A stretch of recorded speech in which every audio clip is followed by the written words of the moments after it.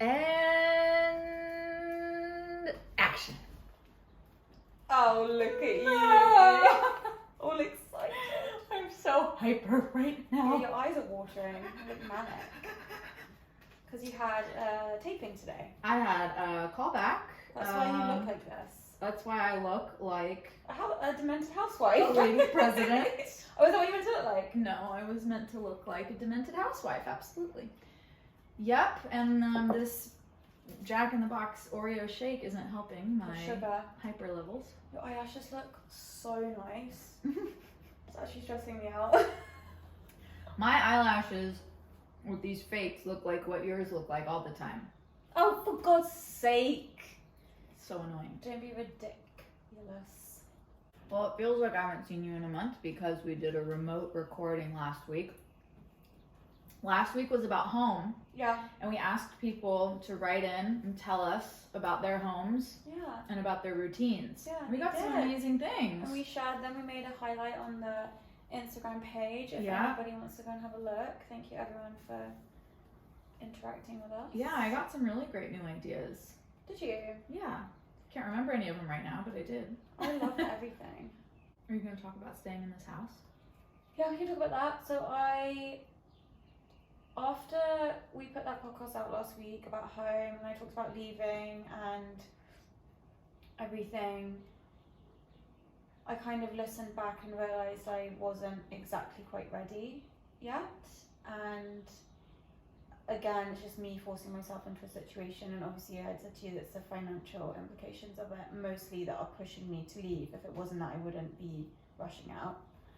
So I think what I'm going to do is a couple of friends are going to come and move in until the end of the lease, which is in a few months, and that gives me time to kind of trickle out, and maybe they'll take over because they love it here and they're musicians, and it means as much to them as it, I mean, not, I mean, it's different, but it means a huge amount to them as well. So you're staying! Yeah, for a little bit longer. That's great.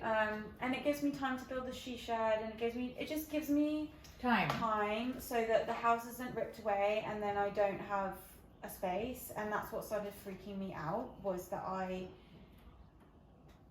was thinking to myself, okay, so the house goes, and then where is my personal space? Well, there wouldn't be one. And that really began to make me feel a bit freaked out. So this works for all of us. The friends that are moving in need a few months to figure out what their next moves are as well, because they were all intertwined with Max and Ryan. One of them was being managed by Ryan. You know, they were both being produced by Max, and their projects were being developed by Max. So we're all kind of in this limbo phase right now. So I think it makes sense for us all to kind of hunker down and kind of figure out what's happening next. Well, I'm happy because my piano's here, so yeah. Yeah, I don't have to put it in storage yet. Yeah, it gives you a few months to do that. So that's been interesting, and it was in the back of my mind as an idea, and it was something that we had all talked about and joked about, but then this week we kind of thought, we're talking about it, we want to do it, so why don't we just do it? There's no reason not to do it. Well, I'm glad you'll have that extra time to get used to the idea of leaving. Yeah, very much so. And also I like it because the rumpus room is going to be my friend's room, so it makes me have to start.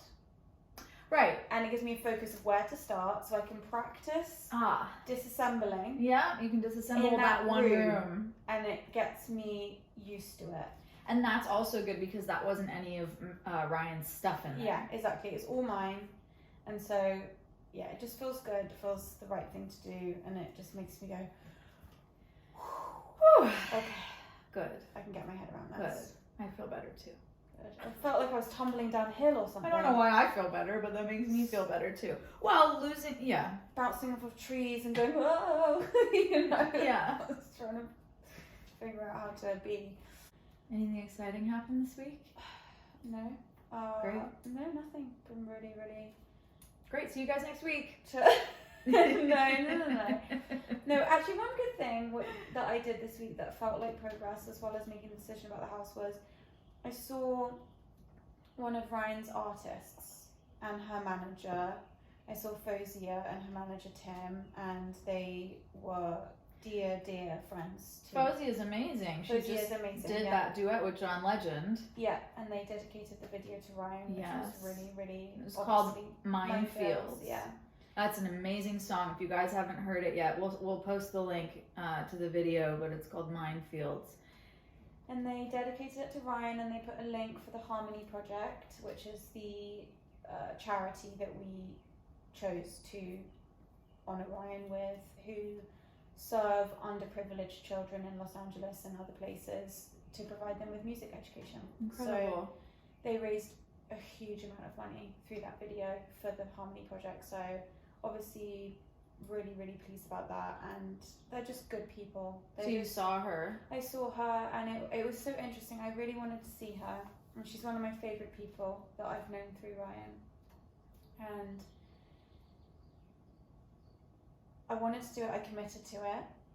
I'm much better if I commit ahead of time with plans. Mm-hmm. If I've realised, if it's like, okay, let's check in on Wednesday, I'll hide from it and I won't check in. And I'll just hermit or cocoon is more what it is. And so I made the plan with her, and I knew she was coming from Canada, so I couldn't dilly-dally around. And even up until truly the hour before, I was trying to rationalise with myself why I should bail. I know, you texted me. Yeah. And I wanted to bail so badly and hide away. And I didn't. I went. I could just hear Ryan. It's though I could feel him pushing me. It was like I could feel his hand on my back, pushing me.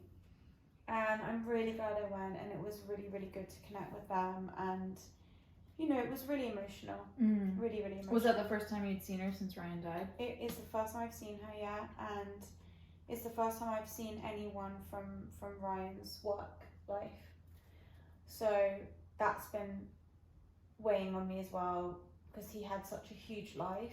For those of you who don't know, Ryan was in the music business. Yeah, so Ryan worked at Atlantic Records, and that's how he and I met, because he was my product manager on my record that I put out there, and that's how we met and fall in love. And so he had many artists that many he worked artists, with, and he knew people, you know, all over the world, all over every coast, everything, and his net was spread really wide. So as a result of that, his network is huge, and there are so many people for me to connect with and check in with that at times it feels so overwhelming. I don't know where to start.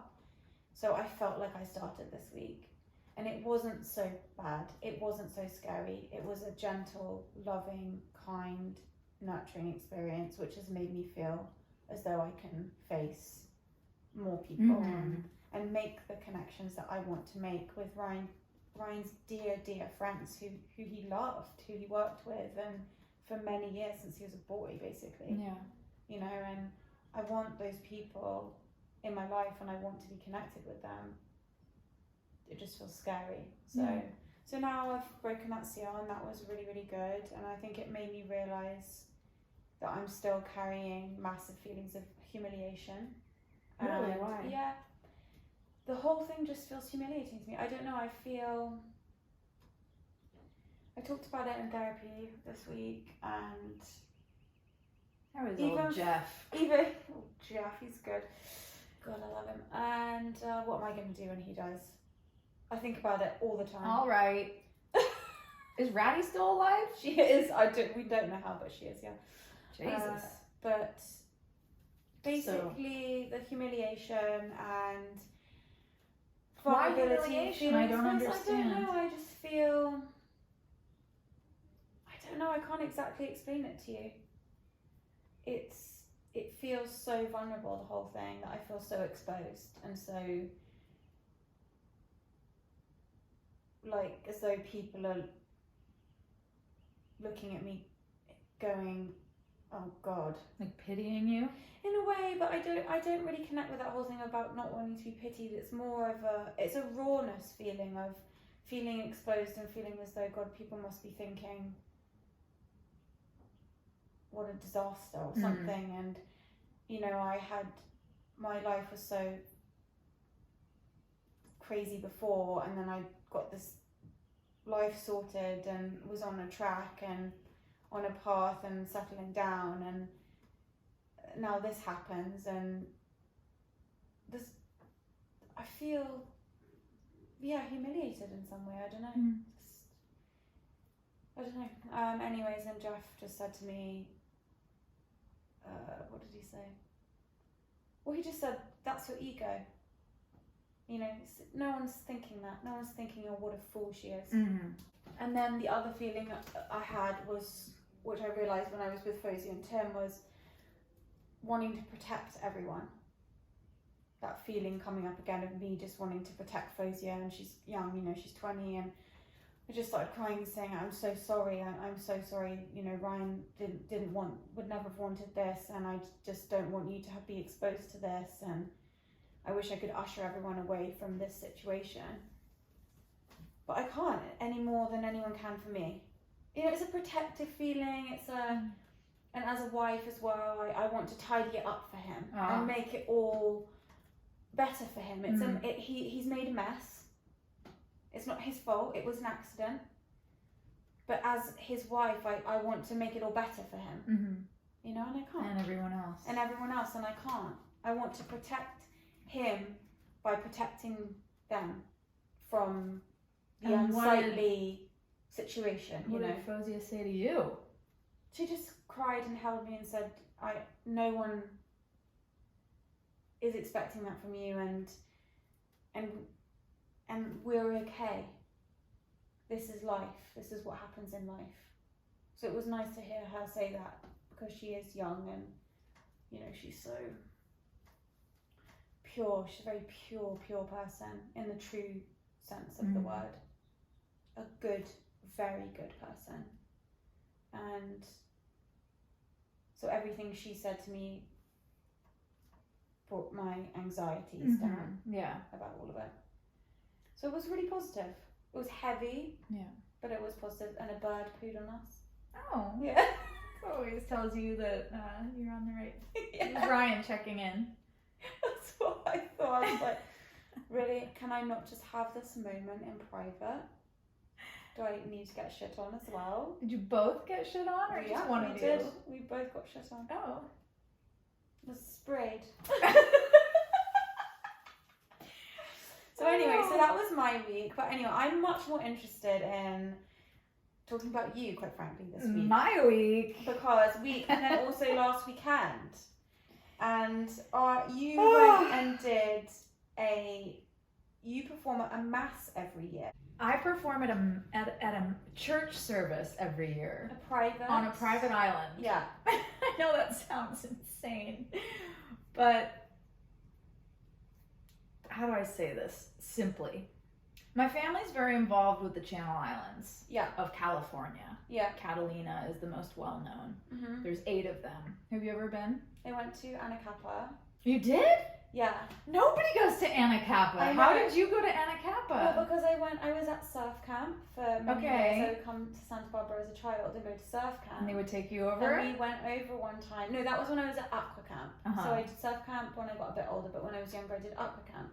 So we went to Anacapa to the kelp forest that was sitting there. Did you go in the water? And we got to go in. And hell no. I know, we went in, and I remember swimming through the kelp and being so excited but spooked out. Like there could be anything around the corner. I hate the ocean. Honestly I felt like I was Ariel in Goddamn Little Mermaid. I was living for it. Swimming through kelp. Maybe a seal's gonna come up to me. An otter. Oh god. I loved it. So have you even been to Catalina? I've been to none. That's hilarious that of all the islands you would have been to Anacapa. That is the most remote island. Most people have been to Catalina. Anyway, there's 8 of these islands that go up the coast of California. My godmother is the president of the Channel Islands Foundation.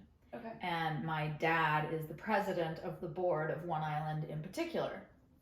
And I'm getting ready to take over one day. So I'm learning the ropes and starting to attend meetings and get involved with this and that.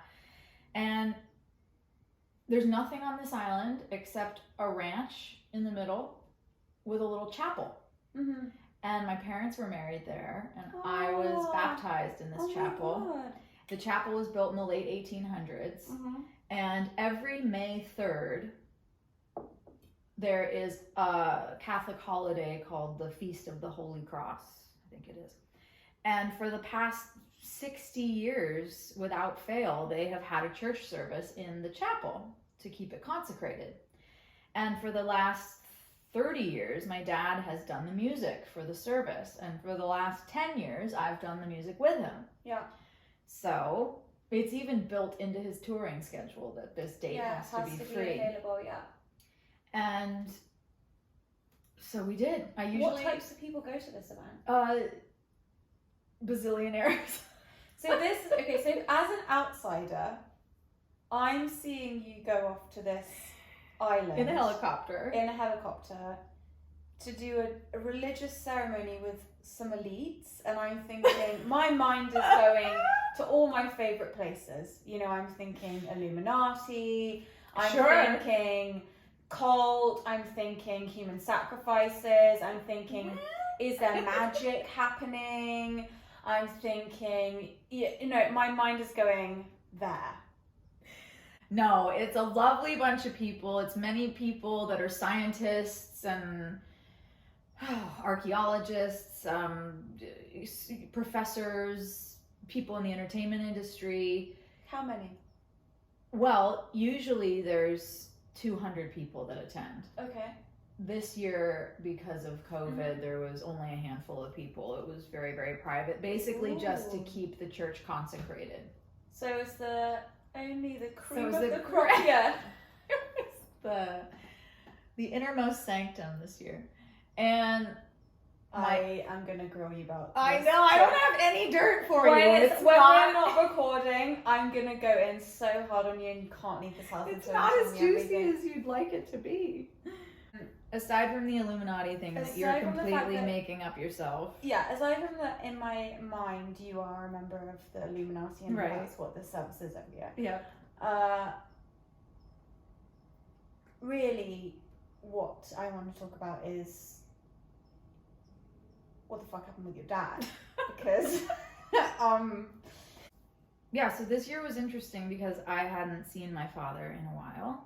And there were some things that we needed to chit chat about, and so it made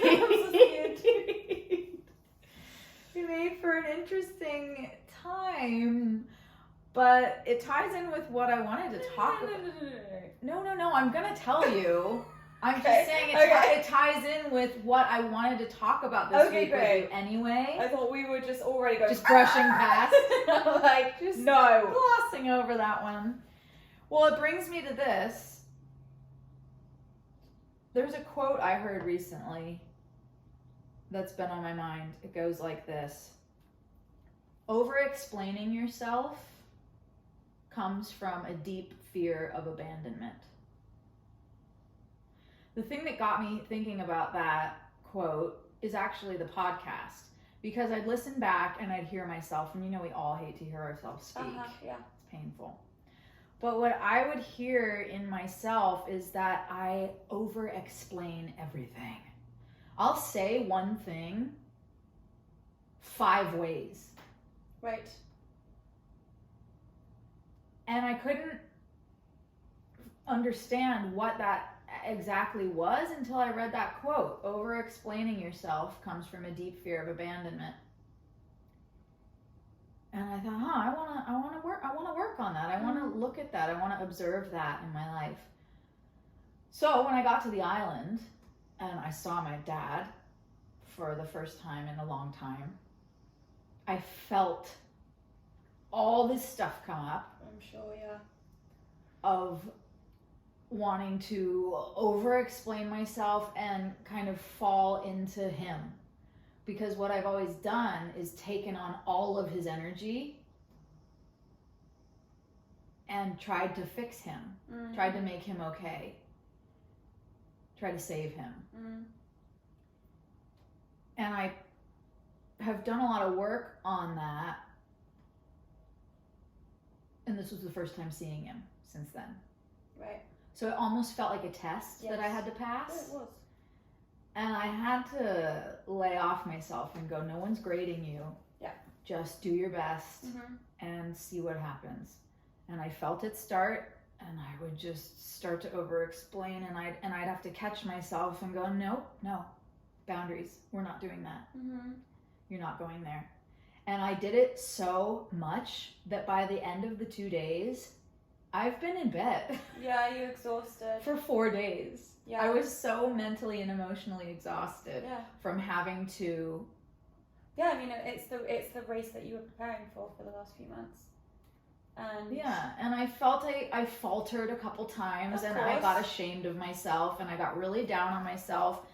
And then I just had to keep reminding myself, and you had called me the day before I went and really gave me a wonderful pep talk just about remembering my own power. And it was in my brain. It really helped me. So I would catch myself and pull myself back and get myself on. It was almost like, this is a really weird image that just came to my mind. You know, on the iPhone where you have the panoramic? Yeah. And you have to take it all the way around, and you have to keep the arrow on the line. Yeah. I would go way down under, and I have to bring it back up and get it on the line again. It's exhausting after a while. Yeah. To stay on that straight line for yourself. It's exhausting to put your work to practice and be tested so intensely over a 24-hour period. Because there was no one else there. It was just us in a cabin. But also, in you being so present in that, realizing truly, deeply how much you've been doing that and for how long. And, you mean how long I've been having no boundaries? Yeah, and how long you've been doing that. Save you, help you, and also save you, help you, and also make you love me. That's and be perfect. Thing with your over-explain myself. Yeah, that's the over-explain. How many ways can I say it so that one of the ways I'm going to say it, you're going to get it, and then you're going to love me? That's it, Annabelle. That's the over-explaining. Yes. Because when I'm speaking and repeating myself in different versions of the same thing, if there's a pause, say for instance on our podcast, and you're looking at me, I'll fill that pause with, because I want that feedback. Yeah. And there's another quote that goes with this one that also helps. It says, normalize this. I'm not looking for feedback. Yeah. I'm not looking for feedback, and I don't need to over-explain myself. No. I'm fine the way I am. Yeah. So this podcast, selfishly, for me, I was really excited, especially this week, to practice this. Yeah. Mm-hmm. That's the joy of this podcast. Our selfish reasons for doing it is week after week we get to come back and dive deeper into these things, and hopefully everyone listening goes along for that journey themselves. Yeah, I mean, these are universal things. You and I are always texting each other after the edit and going, God, that thing that I do is so annoying, or that thing that I say. The other week when I realised how much in that episode I kept saying all the time. You lost your mind about your likes. I was mortified. I was so embarrassed. You almost cancelled the whole podcast. I was cancelled my life. Not just that episode, I mean the entire podcast. I just wanted it to end. So, and we have those things. And we learn a lot from doing this. And I think that it's really good, like you said, to put things into practice. And you do need to practice that. Mm-hmm. It's something that can only be learned, unfortunately, as you've just experienced, by doing it in the situation and becoming exhausted by it until you master it. Mm-hmm. And there was no one else around. And every time you had to do it, it was a reminder to yourself that you've been doing this your whole life. Mm-hmm. And then I'm sure there's shame attached to that, and there's pain attached to that, because why have I had to do this for my whole life? Why can't I just be good enough for my dad the way I am? Why can't you this whole thing? Of course it's fucking exhausting. Of course you've been in bed. But I couldn't be in bed because I had this massive audition. Yeah. Oh, so that brings me to another point about this over-explaining yourself thing.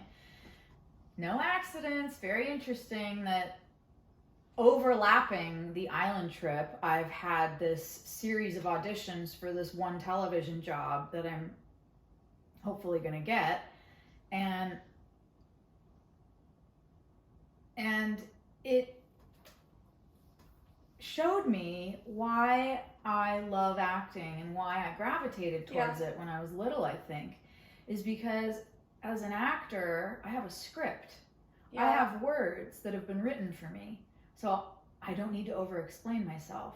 Yeah. So it deactivates that chip that's in my brain, and it's a relief.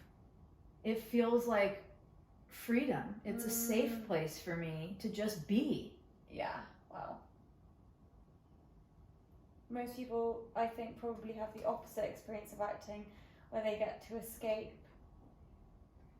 into another thing. But for me, it's about being present with myself in a way where I don't need any validation. Okay, so let's go back to the.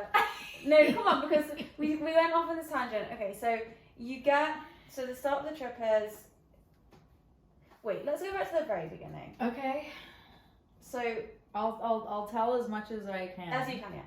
So there was a bit of a misunderstanding at the beginning, which has been happening to both of us, where you thought that, it was maybe that you were going to have to be vaccinated to attend. Yeah, the jab. The shot in the arm. Yeah, so something happened with the shot in the arm, where basically, this is so hard to say. Yeah.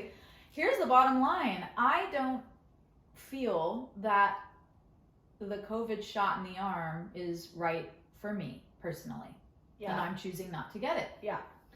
I have been nothing but bullied since I made that decision. Yeah, it's really interesting. By multiple people. Yeah, I get a lot of flack for it as well, because I'm not ready to take the vaccine just yet. It's not because I don't believe that it can work. No, I don't believe that it's going to be a great tool. But personally, for me, intuitively, instinctively, my reaction is, I don't know what the long-term effects of this are. And nobody does. And for that reason, I don't feel comfortable just yet getting it. I want to get the vaccine, and I want to be vaccinated. I have all of my other vaccinations, can I just say? I don't, I'm missing a few. But, and here's the thing, I really resent so much being treated like I'm crazy, that I'm some anti-science, anti-vaxxer, crazy person, because I'm saying I'm going to practice the CDC guidelines we've had up until this point, as I have been for the last year. And when I know what the long-term effects of the vaccine are, then I will take the vaccine. I just don't want to be a part of an experiment. And I'm not saying that to be salacious or dramatic or anything. There is no other situation in which I would go off to the doctor for something, and the doctor would say to me, there's this shot I can give you. We're not really sure about what's going to happen long term with it, but so far it seems fine. And only 8 people under 30 have had brain clots. Or, or whatever. I don't know all that stuff. I know that the number is equivalent to blah blah blah. We all know the facts that we read, in the newspaper or whatever. The data that is given to us. But as we've also learned for the last year, the data changes constantly. Well, vaccines are a guessing game. They're just trying to get as close to it as they can, but they don't know how to hit it head on. People have to take the vaccine in order for us to know. But here, if I knew I wasn't going to have children, which I don't, I may want to have children. And I'm about to think about that, which is all the more reason for me to make up my own mind. Thank you very much. Just wait until we know. I don't know if I'm going to have children yet.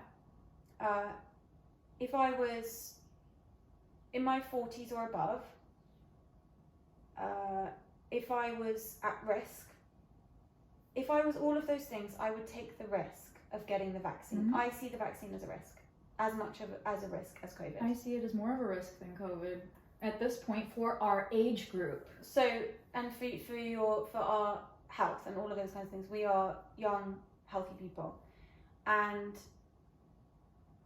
if I was all of those things, I've encouraged my mother to get it, my sister, and I'm like, great, I'm so glad that you've got it. Me too. I want them protected if it does its job, you know, and it's showing that it's stopping people from going to the ICU and it makes people feel better. Makes people feel so much better and safer, and it means that we can open up and all of those things. Anyone who's older, anyone who doesn't want to have kids or doesn't have, you know, all of those things. If you're disabled, if you're at risk, that's what it's meant for. Go get the bloody vaccine. I want people to do what they want to do. Me too. But Lucy, can I just ask you, is it my body and my choice or not? I believe it is. And I believe that ties back to our Live and Let Live episode. Don't tell me my body, my choice if I want to get an abortion or not. And then turn around in a situation like this and tell me it's not my body, my choice. You're either for that or you're not. And I'm not discouraging people. I'm not saying it's bad. I'm not saying, I have no judgment towards it. I want people to get it. If it's their right body, for them, their choice. Their body, their choice. I just don't want to be treated like I'm crazy because I don't want to try an experimental medication. Exactly. And I had 5 instances this week, in 1 week, where I was bullied about it. To be made to feel crazy. like a selfish, evil, just killer. And it's not okay. It's not an okay question to ask me, and it's not okay to widen your eyes and gasp when I tell you I'm not. You don't think it's appropriate for someone to ask you about the vaccine? Not at all. Oh, interesting. Okay, I don't feel that way, but I can understand that it would. I mean, Here's what I mean. There's no other thing I would ask. I'd never ask somebody about medicine. No, it's fine. It's fine to ask, but here's what they've done. They haven't asked me. They've gone, so when are you getting vaccinated? Have you been vaccinated yet? And I go, no, I'm choosing to not get vaccinated. And they go, what? Yeah. And then it starts. Yeah. That's what I'm talking about. The question's fine. Yeah. Are you getting vaccinated? But it's not, they're not asking that. They're assuming that you are. I don't even think it's an assumption. I think there's this really interesting tone with people. It is a tone. Where it's, like you said, so when are you, have you, or there's always a little extra little thing in the statement that is, have you done your duty? Your civic duty. Have you done your duty to your fellow people? And then it or goes... thing about science. That's the one I get a lot, is like, yay for science, or thank God for science. I just know from what I've seen and what I'm reading and the choices I've made for my whole life about my health, that this doesn't, me rushing to try this vaccine doesn't align with those choices. I've never had a flu jab either. I haven't either. So, and I was raised homeopathically, and I was born with no drugs at home. So this is completely in line with my life. It's in line with your life and your beliefs and all of those things. And I guarantee I've already had COVID because I was in every major airport this year. Yeah, I mean, you may have done. You may have had COVID, and you know, as you know, I believe that I've had COVID as well. Really, I had that illness, and I haven't been the same since. Many people were sick the January before it was announced in March, or whatever. You know, and so it's not like I'm saying COVID isn't real, or I don't believe the vaccine. Of course it's real, and of course the vaccine is great. And everybody get it if you want it. I hate that that's how I'm labelled for just saying I want to wait. It's so frustrating to me. We've commented, as we were talking about in that one episode where your mum said we're going to spicy Ferrari and stuff. that it's sort of along those lines of everything becoming so black and white and puritanical, and there's something really spooky to me about even on Instagram, seeing everyone flashing their vaccine cards and like, you know, showing their things. I did my duty. I'm a good girl. I'm a good boy. You know, the vaccine check-ins, and then the thing that they have in Instagram, you know, you can swipe up and put pictures and gifts and all of those things on your. There is something in me that is haunted by the fact that there's all of this vaccine propaganda. Me too. And there's billboards now. Have you done your part? Everything, and it's not because I don't believe any propaganda of any kind towards anything immediately makes my instincts go. This is our live and let live episode. It's exactly, we gave 100 other examples of it. Yeah. People just going along with the crowd and posting everything without knowing what they're really even saying. Put in their body. I mean, and I've seen people go on there as well and say, I really didn't want to do this.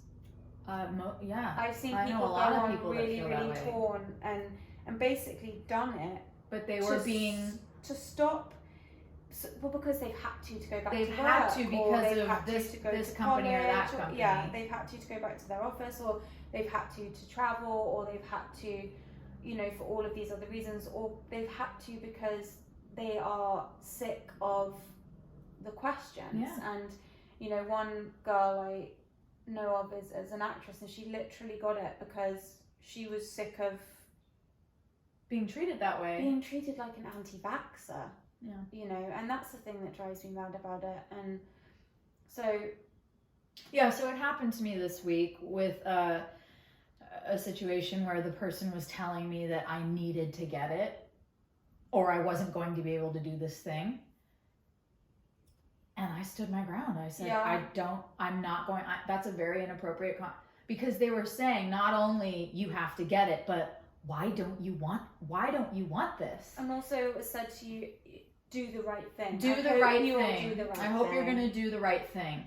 And my point was, that's not an appropriate conversation. It's not okay for you to ask me my reasons. If you must know, here's why I feel this way, X, Y, Z. And I'm not doing it. And they went back on it. Yeah. They backed down and they said, okay, you don't need it. You know, I was just curious why you didn't want it. CDC, other guidelines. And I said, look, I will follow the CDC guidelines and you can kiss my ass. I'm not doing it. Yes. And I'm not going to be bullied into doing it. Yeah, I'm not going to be bullied into it. I'm not going to be peer pressured into something that's my choice for my body. Yeah, I'll do it when I feel confident in it and not before then. The nerve. Sir. The nerve of some people. So it started like that for you. Yeah. It's a bit of a spicy way to start the whole thing. Yeah. So you moved past that. It was taken back. Yeah. You were able to go while practicing CDC guidelines. Yes. So you get there. You arrive. You're standing in the field, unvaccinated, raw, dangerous. You know, feel a valley between two large mountains, holding my lover's hand in a field as my dad's helicopter comes down. Waving. Only to be told, your dad didn't know you were coming. Oh. So he gets out the copter and what happens? Oh, he was so happy. Oh, good. He was so happy. He gave me the biggest hug and met Will for the first time. How was that? It was great. They had spoken on the phone back in June because Will called my dad to ask his permission to marry me. Yeah. He called 3 of my dads. Yeah. Okay, guys, I have a very strange life. I have 2 dads and then Smokey. I don't know if you've heard me talk about Smokey, but Smokey is my dad's bodyguard. Yeah. Smokey is my 3rd father. Jim, my Jim dad, I call him, is my stepdad. He's the love of my life, my Jim dad. And then my dad. So Will had his work cut out for him. Yeah, and he called all 3 of them, which was so sweet of him to call Smokey. Yeah, really, really so sweet.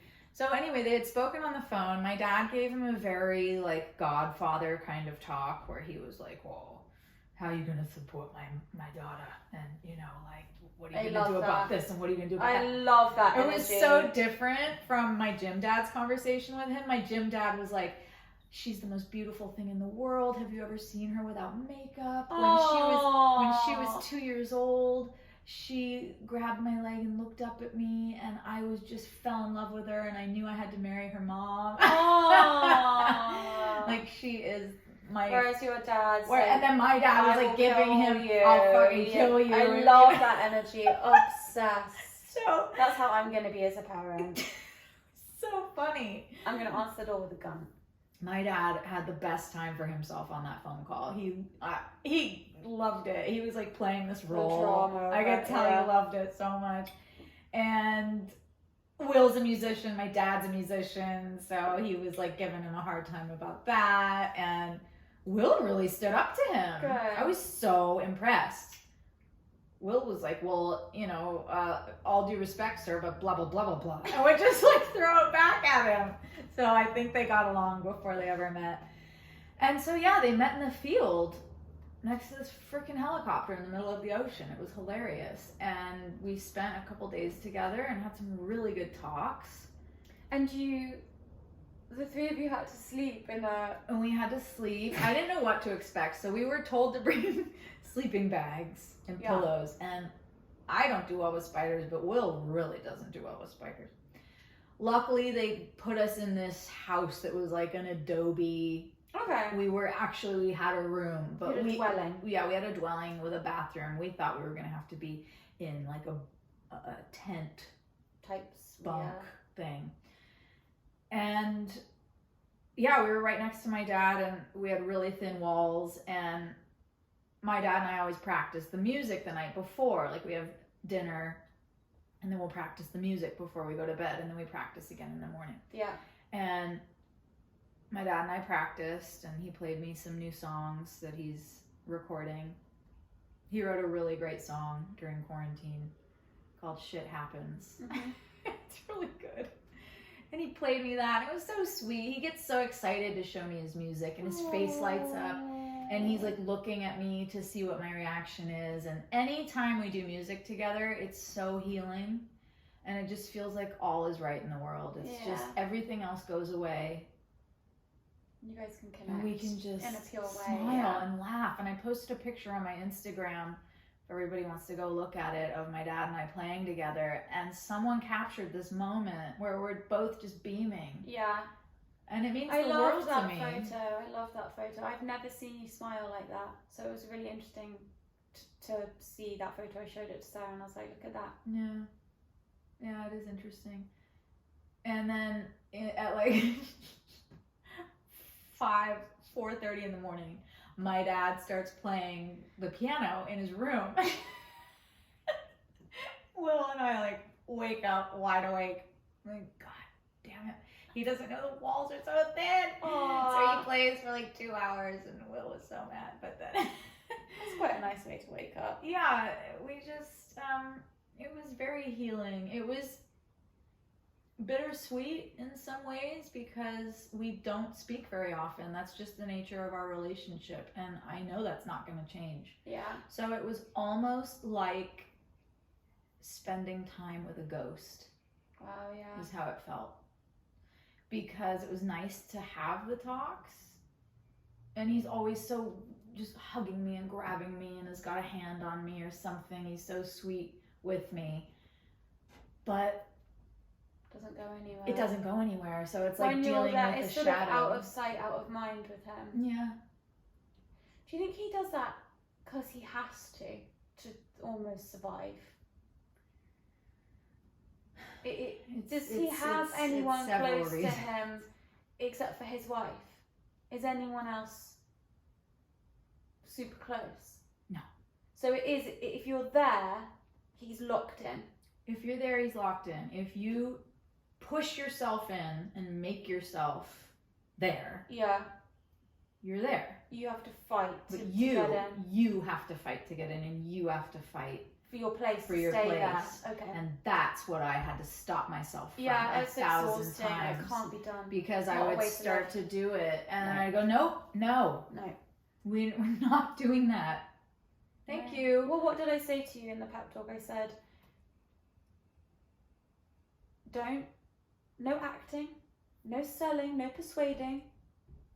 And it was right off of the conversation that we had where you said, I don't like how I sound in the podcast that we did. Mm-hmm. And I said, have you considered that you're perfect just the way you are? Yeah. So go to him with no acting, no selling, no pretending, no trying, with the mindset of all is, in its imperfection, all is perfect. I am perfect. He is perfect. Yeah, it really helped Annabelle. It really did. And at the end of the trip, I just hugged him and told him I loved him, and I felt strong. Good. And I felt good. I felt proud of myself, and I felt good, powerful as I walked away. I love that. And I felt happy. He said, I've never seen you so happy. I'm thrilled. You're beaming. He said, I'm so happy that you found a true partner. I love Will. He kept saying over and over that he loved him. He said, I'm so happy that you're happy, and you've just never looked better. You've never been happier, and I love you. And I said, okay, Dad, That's so nice. See you soon. And that's it. We talk about this on this show in a lot of different ways, about not being able to save your parent, it's not your job to fix your parent, and you don't need to convince anyone that they need to love you. Yeah. And I walked away feeling really good about that. I love that for you. That's such a positive experience, because it's so, and historically it's been very dicey every time you go to see your dad. It could come out one way, it can come out the other, but now you know that if you hold those boundaries and you go in with the all is perfect mentality and stop yourself from that reflex that you have, you can walk away feeling whole, instead of some kind of chipped away at version of yourself. Exactly. Trying to be something that you're just not. Exactly. And trying to make your dad like you or love you is like shooting into the dark. It's just not gonna do anything but make you feel like crap. He does love me. He loves you in his way. Yeah. He's rubbish at being the dad that you want him to be. He can't do it. So it's up to you to let go of that. It is, and in general, I use my dad to discuss these things, because that's who I've had these issues with in my life. All of you listening have someone in your life that this applies with. It's like, I forgot what I was going to say. Well, it's just knowing, I know what to say. Just knowing that you are whole. You're not missing anything. You don't need to grovel. You don't need to over-explain. You don't need to convince. The people who love you no matter what. Nothing's going to change that. You don't have to fix anything. You don't have to try. It's there for you. I mean, they might not like you all the time. No, I hate you sometimes. Oh my God. But we love each other. I've never hated you. Nothing you could do could make me. Nothing you could do. Fuck you. I can't believe you just said you hate me so much. Do you mean that? You. No, I don't mean that, you psycho. I've never hated you. I've never hated you. Get over it. Scared me. So it was a big week. I feel really great. I'm super excited about this television project I've been working on. So the reason that you have... I'm checking myself out. I love that. That's not coming out. That's why we went quiet there, because she just caught a glimpse of herself in my dad's gold record. My hair is all teased up. It looks really good. You look like Jackie Kennedy or something. Yes. And that's why you look demented, is because you've got camera makeup on. Yeah. You're not just walking around Los Angeles with this on. Yeah, but this character was really fun. Oh my God, it would be so fun to do this show. She talks a mile a minute. So the notes that they gave me in working on it back and forth were AbFab. Oh, amazing. So it's AbFab for kids. It's based on where I'm from, AbFab was for kids. What's for kids, right? It's pretty spicy. Very spicy content. But even everyone, we all watched it. It's like, it was like a family show. Yeah, well, luckily I've watched every single episode of AbFab like 100 times, so that really made sense to me. And also, I mean, we try not to talk about acting too much on this show because not everybody can relate, but just a little insider. what they were doing on AbFab, and if you've never watched it, do yourself a favor and go watch it on whatever, Amazon. Absolutely Fabulous is what it's called. It's an English show, and it's genius. I mean, it's written by Jennifer Saunders, who also stars in it. It's Jennifer Saunders, Joanna Lumley. Yeah, and you take it for granted, but in working on this material this week, what they are doing is so hard. They're talking a mile a minute, and it's a lot of dialogue. Exhausting. Were they ever improvising on AbFab? That's a good question. It seems like they were. Feels like it was. It seems like they were, especially because Jennifer Saunders wrote it, writes the episodes, and she's also starring in it. Of course, they would be throwing in their own stuff. Yeah. They're just genius, and I got a whole new respect for what they do, because you don't realize how hard that is until you try to go do it. So this character I just played was talking a mile a minute, and she's all sing-songy like this, and she's blah, blah, blah, blah, blah, blah, and she's not really listening to what the other characters are saying, and she's just talking over you, and then she's blah, blah, blah, blah, and she's out. And it was like 2 minutes of that, and my notes over and over, like, speed it up, more. And so by the time I had this callback today, it was like beyond a level of anything that was where it had started at all.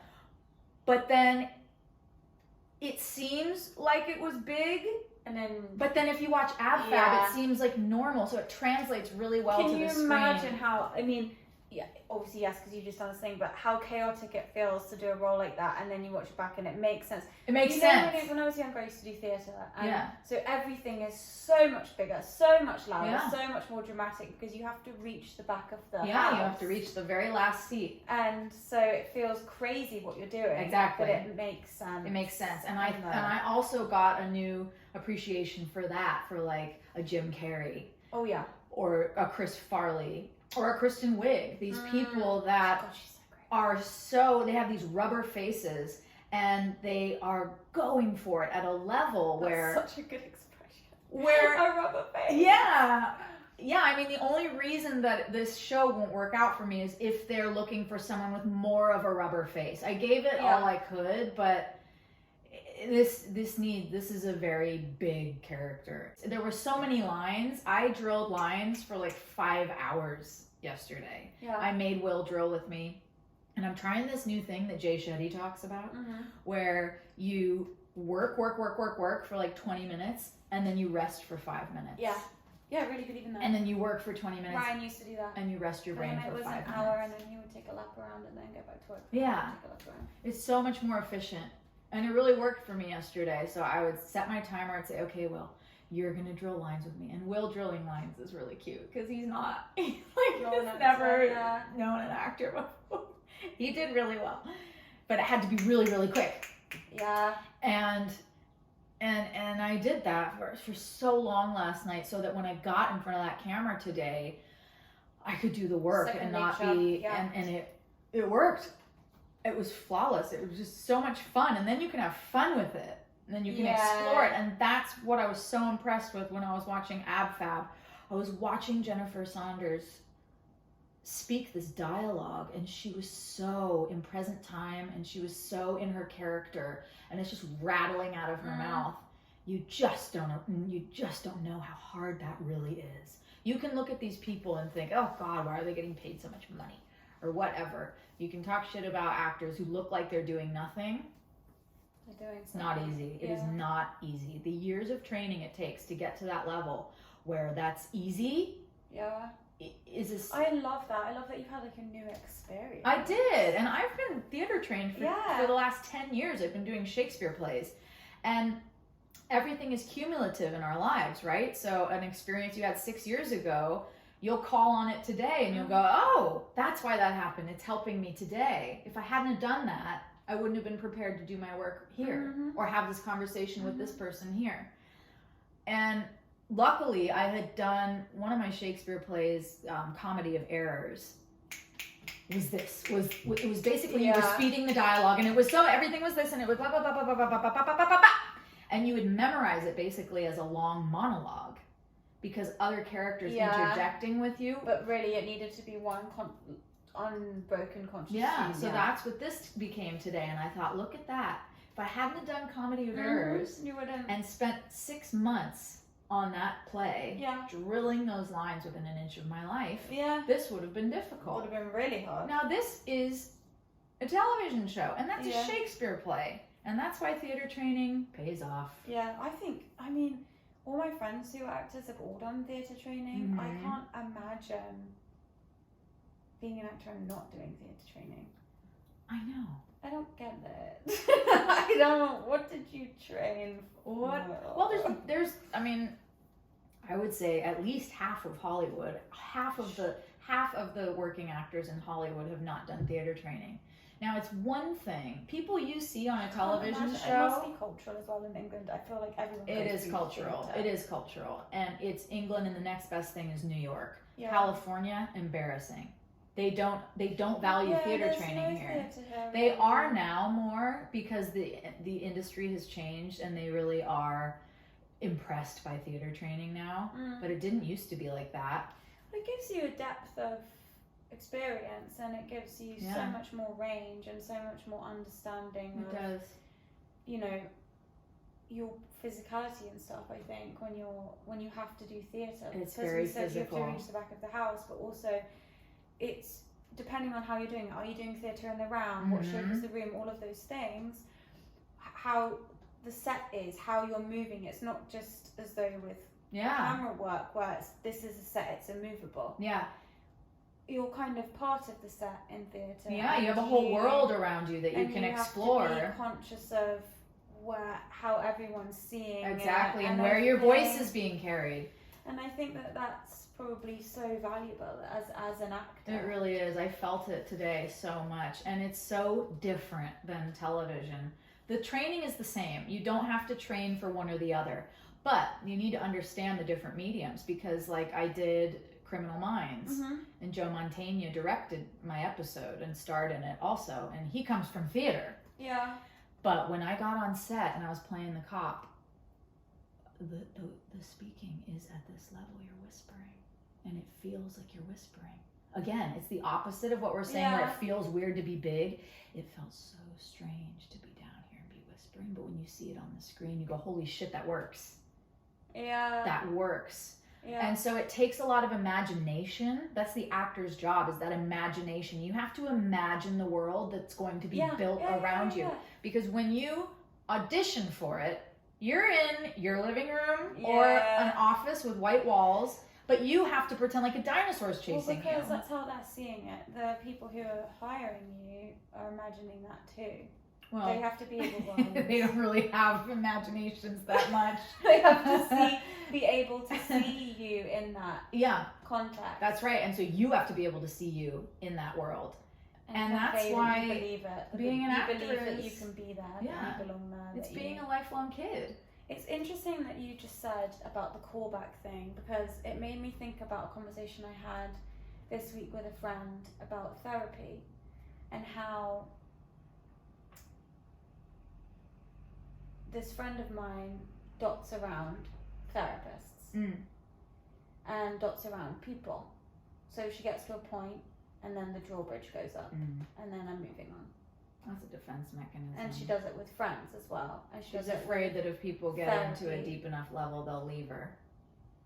I don't know what it is. Well, I don't. You can identify with that, Sophie. That's what it is. And I asked her questions because I didn't want to sit there and say, well, this is ridiculous. You need to stay in therapy, and here's why you need to be with this person. And do my were you mother henning thing. So I stopped myself in the way that you did with your dad. Yeah. And I said no. And I began to ask questions. Could you tell me why you feel that maybe you do that? Well, and then everything she said gave me the opportunity to ask another question. And by the end of the chat, I had been able to get my point across without henpecking, without scolding, without mothering. Because you were asking questions. I allowed her such a to good way to handle answer her shit herself. And the callback thing, the reason why that's relevant is because the question asking allowed her to say, well, I didn't have to explain to this last therapist about anything to do with this one situation because she had known me before the situation. And I said, so you do see value in keeping a therapist on who knows your backstory? And she went, yeah, I guess I suppose I do. I should call her. I'm gonna go. I said, why don't you just go once a month or whatever?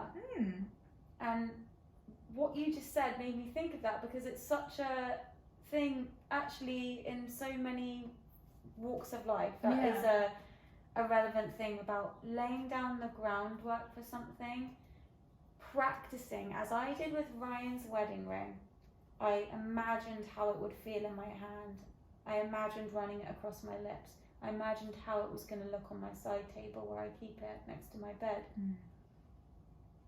You did the Shakespeare, so you were ready to play that role.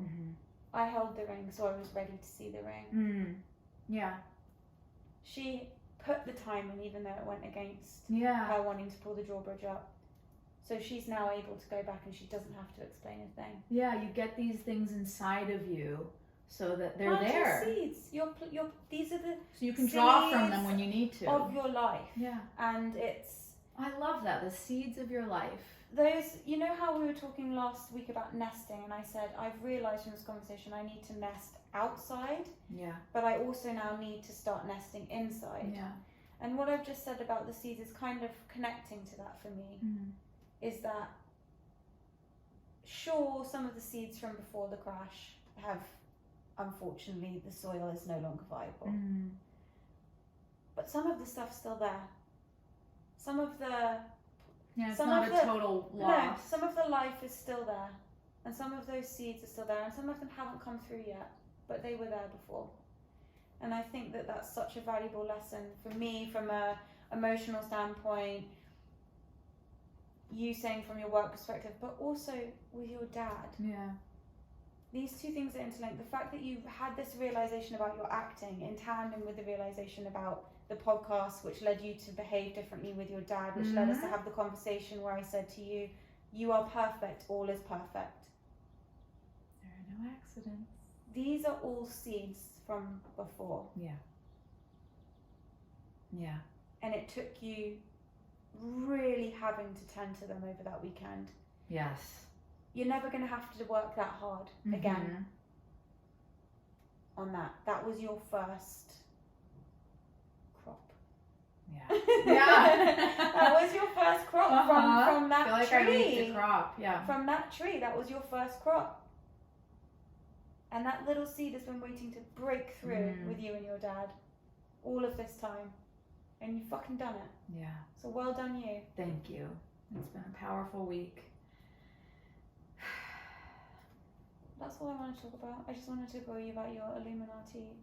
Jesus, I don't want to end this. I don't want to end this recording because she's gonna go.